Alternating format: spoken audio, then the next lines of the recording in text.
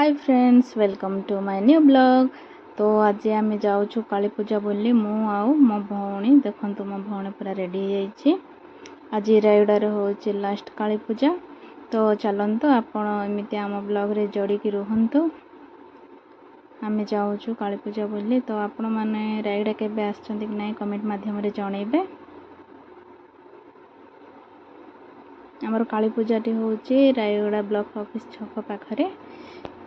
तो चलतु देखंतु आम रायगड़ार काली पूजा एटा लास्ट दिन देखंतु लाइट जा केते सुंदर भाव में सजाई।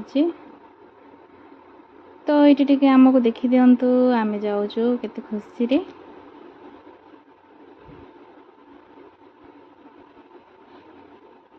देखंतु ये पूरा बाजार पड़ा आछि।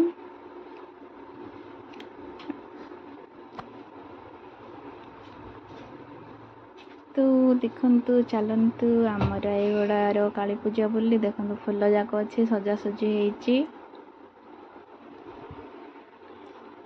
केते सुंदर भाव में। देखंतु एरा होची काली मंदिर मंडपटा। तो ये लोक जाक बहुत भिड़ होइक अछंती। देखंतु मो भौणी केमती जाउची से दुकान रे बुलुची। देखंतु एरा 20 टंका सामान जाक अच्छी सबू जहाँ किनले भी 20 टंका। एबे देखंतु मो भौणी आइसक्रीम खाऊची। देखंतु